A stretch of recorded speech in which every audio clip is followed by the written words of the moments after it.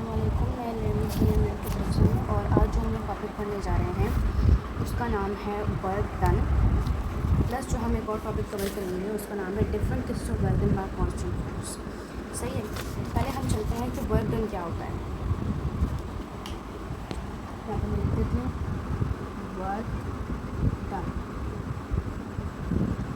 Work वैसे हम usually किस चीज़ को कहते हैं, अगर हम किसी भी मतलब है कि बॉक्स को, किसी भी ऑब्जेक्ट को हम फोर्स अप्लाई करें किसी भी ऑब्जेक्ट के ऊपर और वो जितना डिस्प्लेसमेंट कवर करे हम उसको क्या कहते हैं, वर्क डन कहते हैं।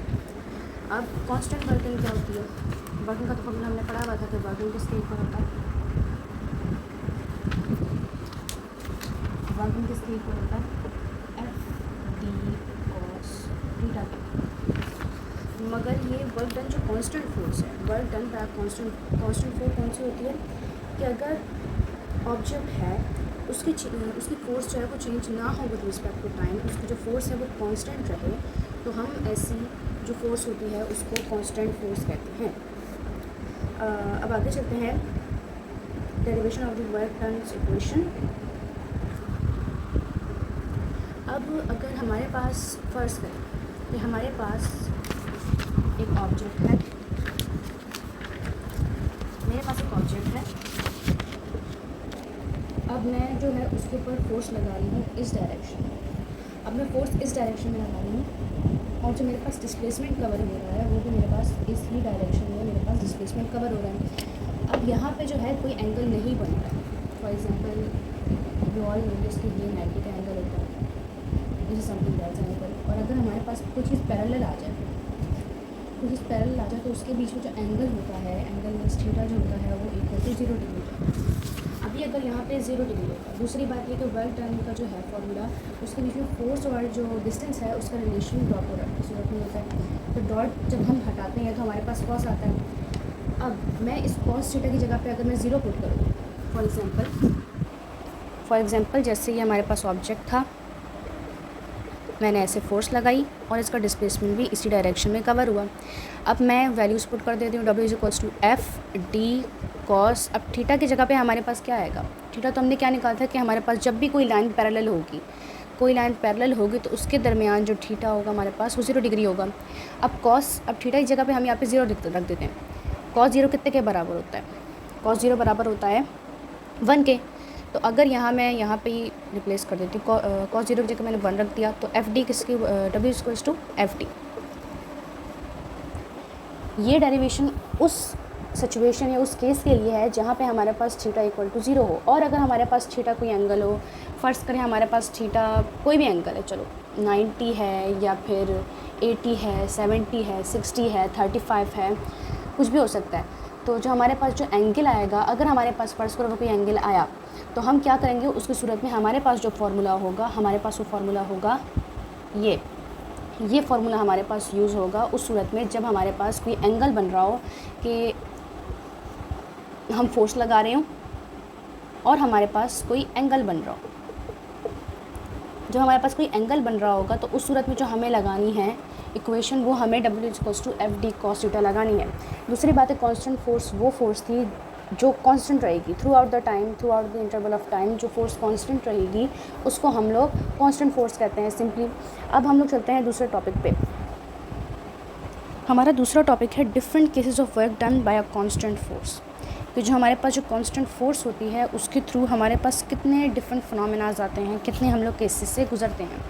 मैं पहले बोर्ड इरेज कर देती हूँ। अब यहाँ पर आ जाएँ, cases of work done by constant force. अगर हमारे पास कांस्टेंट फोर्स होगी तो हमारे पास कितने केसेस होंगे और क्या क्या अलग अलग केसेस होंगे। तो हमारे पास जो पहला केस होगा वो होगा पॉजिटिव वर्क का। यहाँ मैं लिख देती हूँ पॉजिटिव वर्क होगा।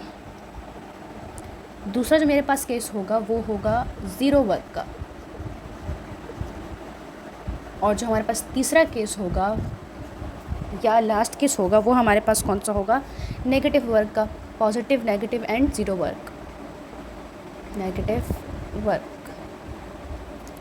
अब हम इन तीनों को डिटेल में समझने जा रहे हैं कि हमारे पास पॉजिटिव वर्क क्या होता है, हमारे पास ज़ीरो वर्क क्या होता है और हमारे पास नेगेटिव वर्क क्या होता है।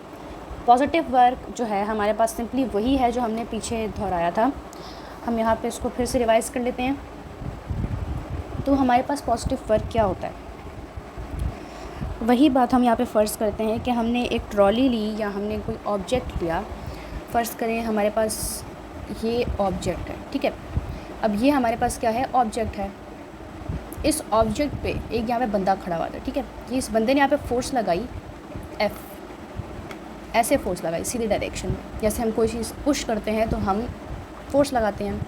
अब हम जो फोर्स एक्सर्ट करते हैं, अगर जो उसकी डिस्प्लेसमेंट हुई वो उसी डायरेक्शन में हुई जो हमने जिस डायरेक्शन में फोर्स लगाई थी, तो हमारे पास क्या होगा, उसका जो रिज़ल्ट होगा वो हमारे पास पॉजिटिव वर्क होगा। वही बात जो हमने पिछले टॉपिक में दोहराई थी कि जिस डायरेक्शन में हम फोर्स लगाएंगे और उसी डायरेक्शन में हमारे पास अगर डिस्प्लेसमेंट कवर होगी तो वहाँ पे हमारे पास जो एंगल होगा वो हमेशा हमारे पास क्या होगा, ज़ीरो होगा। सिंपली सी बात थी।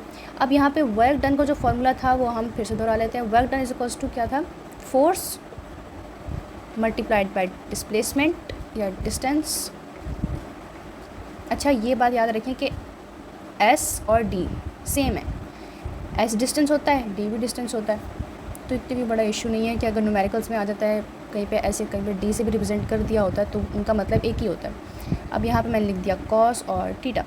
इसको शॉर्ट फॉर्म में कैसे लिखते हैं, W is equals to F D cos theta. सही है। अब मेरे पास एक वर्किंग का फॉर्मूला आ गया। अब हमें चूँकि पॉजिटिव वर्क चाहिए था और हम काम किसके लिए कर रहे हैं, पॉजिटिव वर्क के लिए कर रहे हैं, तो हमें डेरिवेशन भी पॉजिटिव वर्क के लिए करनी है कि हम कोई ऐसी हमारे पास इक्वेशन आ जाए जिससे हम वैल्यूज़ पुट करें तो हमारे पास ऑलवेज़ पॉजिटिव वर्क ही हो हमारे पास। तो हमारे पास जो यहाँ पे थीटा था, हमने जो एंगल था उसका जो था, उसकी जो वैल्यू थी हमारे पास वो ज़ीरो आई थी, क्योंकि यहाँ पे हमारे पास कोई भी एंगल नहीं बन रहा था, ज़ीरो एंगल बन रहा था। तो हम यहाँ पे रख देंगे W is equals to F D cos theta की जगह पे हम एंगल की जगह पे हम ज़ीरो रख देंगे। अब यहाँ पे बात याद रखने वाली है कि कॉस ज़ीरो जो है वो हमेशा बराबर होता है 1 के। अब कॉस ज़ीरो हमारे पास किसके बराबर होता है, हम 1 के बराबर होता है। ये साइंटिफिक कैलकुलेटर्स में भी होगा। वेट, हाँ भाई, तो मैं कैलकुलेटर लेकर आ चुकी हूँ। अब ये देखो, अगर मैं यहाँ पे, ये रहा मेरे पास कॉस, ये कॉस है, कॉस दबाया मैंने, और हमारे पास एंगल जो बन रहा था हमारे पास वो कितना बन रहा था, ज़ीरो। अब मैंने यहाँ से रख दिया इसको ज़ीरो। तो कॉस ज़ीरो हमारे पास किसके इक्वल होता है, 1 के। अब कॉस ज़ीरो हमारे पास 1 के इक्वल होता है। अगर हम यहाँ पे वैल्यूज़ पुट करते हैं कि W किसके इक्वल है, F D। अब मैं कॉस ज़ीरो की जगह पे मैं यहाँ पे क्या रखूँगी, 1 रखूँगी। तो अगर मैं यहाँ पे 1 रखूँगी तो हमारे पास क्या आएगा, W is equals to F D। This is the equation for the positive work. Simple and easy derivation है कि हम जिस डायरेक्शन में फोर्स अप्लाई करेंगे, अगर उसी डायरेक्शन में हमारा डिस्प्लेसमेंट हुआ, मतलब जो हमारे पास जो वर्क उनके ऊपर रिफ्लेक्टिंग कर रहे हैं वो सिर्फ फोर्स एंड डिस्प्लेसमेंट है, ठीक है। तो जो फोर्स होगा, अगर हम उसको उसी की डायरेक्शन में अगर हम डिस्प्लेसमेंट कवर करेंगे, मींस ये गाड़ी है, सिंपल एंड ईजी एग्जांपल कि ये गाड़ी है, सही है, ये दो इसके व्हील्स हैं, फोर्स ऐसे जा रही है और डिस्प्लेसमेंट भी ऐसे कवर कर रहा है। तो अगर ये डिस्प्लेसमेंट और फोर्स दोनों एक डायरेक्शन में, तो हमारे पास यहाँ पे पॉजिटिव वर्क हो रहा है। तो हमारे पास यहाँ पे चूँकि पॉजिटिव वर्क हो रहा है तो हमारे पास जो यहाँ पे डेरिवेशन लगेगी, इक्वेशन लगेगी, वो हमारे पास ये वाली इक्वेशन लगेगी। फ़र्ज़ करें यहाँ पे जो है हमारे पास जो है फोर्स लग रही है 5 न्यूटन की। चलें, जो हमारे पास फोर्स है यहाँ पे वो कितनी है, 5 न्यूटन की फोर्स है। और जो हमारे पास डिस्प्लेसमेंट कवर हो रहा है वो हमारे पास कितना है, 10 कर दें, 10 मीटर का। यूनिट ज़रूरी होती हैं याद करना। तो हमारे पास जो वर्क डन होगा अब हम उसके अंदर रखते हैं। मीन्स यहाँ पे हमारे पास जो प्रॉब्लम होगा उसके अंदर हमें ये बात बता दी गई होगी कि एक ऑब्जेक्ट है, उसको हॉरिजॉन्टली पुश किया जा रहा है और उसका जो डिस्प्लेसमेंट है वो भी उसी की डायरेक्शन में हॉरिजॉन्टली मूव कर रहा है वो। तो जो हमारे पास होगा, हम ये इक्वेशन लगाएंगे। F हमारे पास 5 है, D हमारे पास 10 है, 5 10 ज़ा 50।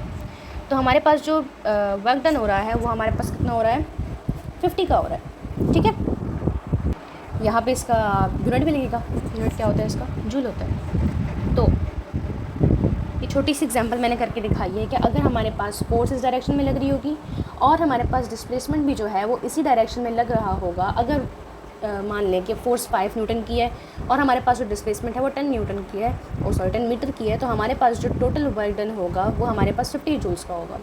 अब हम चलते हैं, ये हमारा पहला था पॉजिटिव वर्क, ठीक है। अब हम चलते हैं दूसरे पे, हमारा दूसरा था ज़ीरो वर्क। अब ज़ीरो वर्क क्या होता है, अब हमारे पास ज़ीरो वर्क क्या होता है, फ़र्ज़ करें कि हमारे पास एक ऑब्जेक्ट है, सही है, ये हमारे पास क्या है, ऑब्जेक्ट है।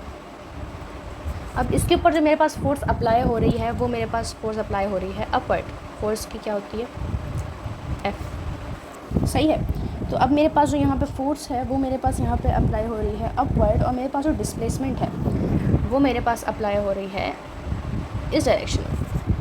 अब मेरे पास फोर्स ऊपर की तरफ जा रही है या नीचे की तरफ जा रही है, और जो सॉरी यहाँ पर मैंने mg लिख दिया, मीटर है, मतलब जो हमारे पास डिस्टेंस कवर हो रहा है। अब डिस्टेंस हमारा इस डायरेक्शन में जा रहा है, इस डायरेक्शन में जा रहा है, जिस भी डायरेक्शन में जाए वो, मगर जो उसकी फ़ोर्स और जो डिस्प्लेसमेंट या डिस्टेंस जो भी है उसका अगर हम एंगल लें तो हमारे पास वो अगर 90 के आए, 90 के इक्वल आए, मतलब जो हमारे पास जो एंगल आए वो हमारे पास किसके इक्वल आए, 90 डिग्री के इक्वल है। दूसरी बात ये कि यहाँ पे एक और फोर्स भी लग रही है जो कि डाउनवर्ड फोर्स लग रही है, एंड दैट्स mg, जो वेट की अपनी फोर्स है, ग्रेविटी उसको पुल कर रही है downward, mg to be equals to mg। So यहाँ पे जो f है, f फोर्स है, और f जो है वो ऊपर की तरफ ऊपर वो कर रहा है, एक्ट कर रहा है, और हमारे पास डिस्प्लेसमेंट है वो हमारे पास लेफ़्ट या राइट या जिस तरफ भी कर रही है, मगर वो 90 डिग्री बना रही है।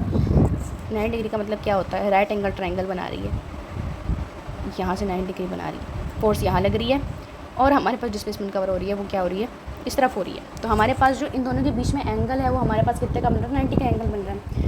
अब जैसा कि हमें पता है कि W equals to FD cos theta होता है, सही है,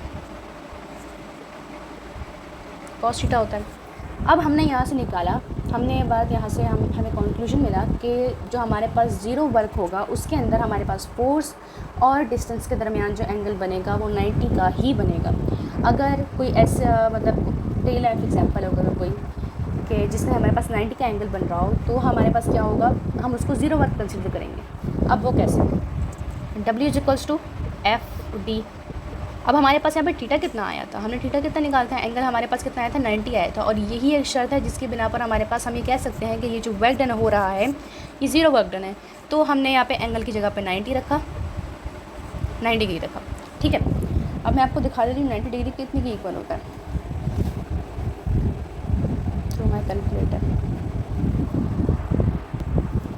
ये रहा कैलकुलेटर। अब मैं इसको फिर से ऑन करती हूँ, यहाँ से मैंने लिखा कॉस आ गया मेरे पास, और हमारे पास क्या एंगल डाल रहे थे, हम 90 का एंगल डाल रहे थे। यहाँ पे मैंने लिखा 90 कॉस 90 किसके इक्वल आया, ज़ीरो के इक्वल आ गया। मतलब कि हमारे पास जो कॉस 90 है वो हमारे पास किसके इक्वल है, cos 90 is equals to zero. अब मैं इस कॉस 90 को इससे रिप्लेस कर सकती हूँ कि W is equals to FD zero में लिख सकती हूँ। और आप तो इंजीनियरिंग के स्टूडेंट्स आप आपको पता है कि अगर हम किसी भी वैल्यू को ज़ीरो से मल्टीप्लाई करें या डिवाइड करें तो हमारे पास आंसर ज़ीरो ही आता है। अब ये हो गई हमारे पास derivation for zero work done, कि अगर हमारे पास जो एंगल है वो 90 का बन रहा है तो सीधी सी बात है कि वहाँ पे जो हमारे पास वर्क डन है वो ज़ीरो का हो रहा है, तो हमारे पास वो वर्क डन जो हो रहा है वो ज़ीरो का वर्क डन हो रहा है। अब इसके डे लाइफ एग्जांपल्स हम देख लेते हैं। सेंटीपिटल एक्सेलरेशन जो हम लोग आम चीज़ों में भी यूज़ करते हैं कि हम जैसे धागे के एंड में पत्थर लगा देते हैं और उसको जैसे हम हिलाते हैं तो उसके दरमियान जो है मतलब एक सर्कल बन जाता है वो, और जो उसकी फ़ोर्स एक्ट कर रही होती है, वो इन्वर्ट करती है। जो हमारे पास जो सेंट्रिपिटल फोर्स होती है वो हमारे पास हमेशा इन्वर्ट एक्ट करती है, और जो उसकी टेंजेंशियल डिस्प्लेसमेंट होती है वो हमारे पास ऐसे एक्ट कर रही होती है, परपेंडिकुलर एक्ट कर रही होती है। अगर हम इसको थोड़ा सा गोल करके देखें, थोड़ा सा ये हमारे पास फ़र्ज़ करने के यहाँ पे हमने एक पत्थर लगाया हुआ है, ये पत्थर हम यहाँ से घुमा रहे हैं, यहाँ पे हमारा हाथ है और हम इस पत्थर को घुमा रहे हैं, ये इसकी स्ट्रिंग है। अब जो हमारे पास यहाँ पे फोर्स लग रही है वो फोर्स हमारे पास इनवर्ट लगेगी। ये सेंट्रिपिटल एक्सेलरेशन का मेन या आप कह लें की पॉइंट है कि हमारे पास जो यहाँ पे फोर्स होती है वो हमेशा इनवर्ट होती है, टू द सेंटर होती है, to the centre of circle होती है। और जो हमारे पास डिस्प्लेसमेंट कवर होती है वो हमारे पास आप देख रहे हैं ऐसे कवर हो रही है ना, डिस्प्लेसमेंट ऐसे कवर हो रही है। अब मैं यहाँ पे बात करूँ टेंजेंशियल डिस्प्लेसमेंट की, जो हमारे पास एक पॉइंट पर टच कर रही है एस, और हमारे इन दो फैक्टर्स के बीच में जो एंगल बन रहा है वो हमारे पास कितने का बन रहा है, 90 का एंगल बन रहा है, ये देखें 90 का एंगल है। तो हमारे पास जो यहाँ पे सेंट्रिपेटल एक्सेलरेशन है, इसके अंदर भी हमारे पास क्या हो रहा है, ज़ीरो वर्क डन हो रहा है, क्योंकि हमारे पास फोर्स जो है वो इनवर्ट डायरेक्ट कर रही है, मगर जो डिस्प्लेसमेंट है वो हमारे पास सर्कुलर मोशन में कर रहा है, मीन्स ऐसे ऐसे कर रहा है, या ऐसे ऐसे समझ लें।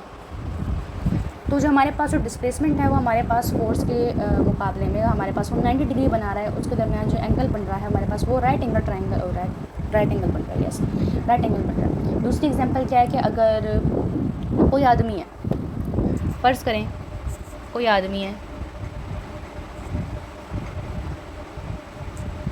और इसने अपने सर के ऊपर एक ऑब्जेक्ट रखा हुआ है। अब जो मेरे पास जो ऑब्जेक्ट है वो मेरे पास क्या होगा, मेरे पास वो जो ऑब्जेक्ट है वो डाउनवर्ड करेगा, जो उसके पास जो फोर्स लग रही होगी वो हमारे पास हमेशा डाउनवर्ड होगी, सही है, मतलब mg लग रही है या ऐसे लग रही है। मगर वो जो बंदा है उसने कुछ टाइम के बाद डिस्प्लेसमेंट कवर किया, ये हमारे पास इसके सर के ऊपर ऑब्जेक्ट था और इसे जो डिस्प्लेसमेंट कवर किया वो इन स्ट्रेट डायरेक्शन किया। अब इसने यहाँ से यहाँ तक फासला कवर किया, ऐसे फासला कवर किया ऐसे, और जो हमारे पास जो फोर्स लग रही थी वो हमारे पास इस डायरेक्शन में फोर्स लग रही थी, तो हमारे पास यहाँ पे भी इसके दरमियान 90 का एंगल बन गया। तो ये थी examples of the zero work. और ये बात याद रखें कि जहाँ पे भी वर्क डन के कॉन्टेक्स्ट में अगर हमारे पास 90 का एंगल बन रहा हो तो वहाँ पे हमारे पास हमेशा जो होगी जो वर्क डन होगा वो कौन सा होगा, ज़ीरो वर्क डन होगा। और अगर जो हमारे पास एंगल बन रहा होगा अगर वो इक्वल टू कितना होगा, ज़ीरो होगा, कोई एंगल नहीं बन रहा होगा, मीन्स वो पॉजिटिव वर्क या पॉजिटिव वर्क कर रहा है। अब जो हमारे पास तीसरा केस था नेगेटिव वर्क डन, अब हम उसकी तरफ चलते हैं। अच्छा जी, अब जो हमारे पास नेगेटिव वर्क है उसको हम कैसे शुरू करेंगे कि हमारे पास लेट कंसिडर कि हमारे पास यहाँ पे एक ऑब्जेक्ट है, ये मेरे पास एक ऑब्जेक्ट है, ठीक है। अब जो इसकी फ़ोर्स है वो मेरे पास ऐसे लग रही है, मगर जो मेरे पास उसकी डिस्प्लेसमेंट है वो मेरे पास कैसे लग रही है, ऐसे लग रही है। मेरे पास उसकी डिस्प्लेसमेंट ऐसे लग रही है और जो उसकी फ़ोर्स है मेरे पास वो ऐसे लग रही है। अब जैसे कि आप देख सकते हैं, मैं यहाँ बना देती हूँ थोड़ा सा,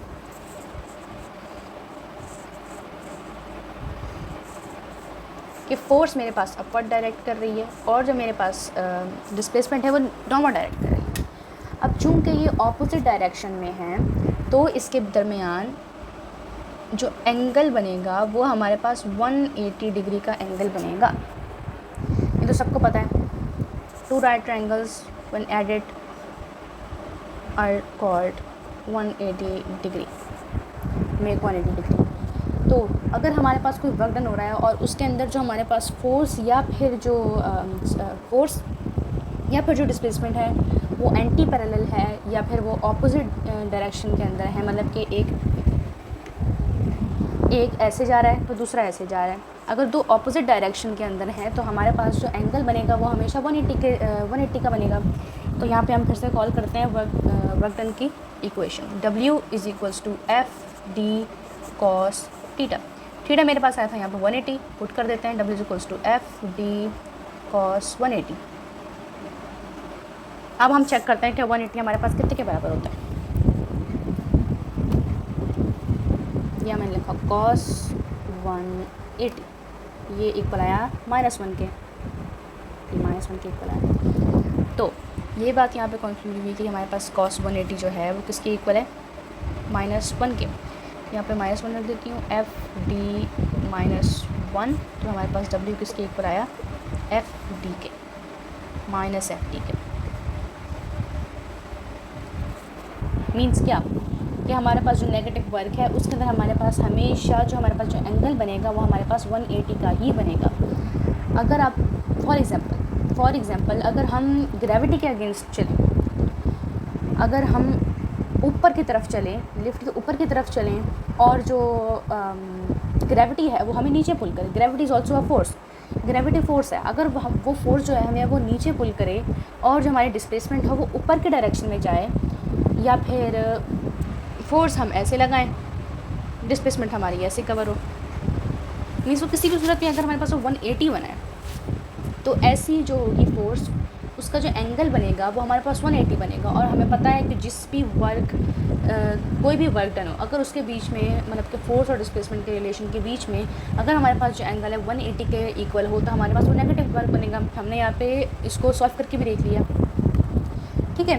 तो उम्मीद है आप लोग को ये वाले टॉपिक्स क्लियर हो चुके होंगे। हमने कौन कौन से टॉपिक पढ़े हैं। हमने कांस्टेंट फोर्स का टॉपिक पढ़ा है विद वर्क डन, कि हमने थोड़ा सा इंट्रोड्यूस कराया था वर्क डन क्या चीज़ है। दूसरा हमने केसेस पढ़े हैं कांस्टेंट फोर्स के हिसाब से, कि हमारे पास पहले पॉजिटिव वर्क आया, फिर हमारे पास ज़ीरो वर्क आया, फिर हमारे पास नेगेटिव वर्क डन आया। मगर इन तीनों जो वर्क डन्स थे इनकी एक कंडीशन थी कि हमारे पास जो फोर्स है वो कांस्टेंट होनी चाहिए। कांस्टेंट फोर्स का मतलब है कि वो थ्रू आउट द टाइम, अगर कोई बंदा एक जगह से दूसरी जगह चला है और अगर वो दूसरी जगह से तीसरी जगह जा रहा है तो उसकी जो फोर्स है उसमें तब्दीली नहीं आनी चाहिए। तो ऐसी जो हमारे पास फोर्स होगी हम उसको कांस्टेंट फोर्स कहेंगे। अगर आप लोग कोई भी परेशानियाँ हों तो आप लोग मुझसे कमेंट बॉक्स में पूछ सकते हैं। अभी के लिए अल्लाह हाफ़िज़।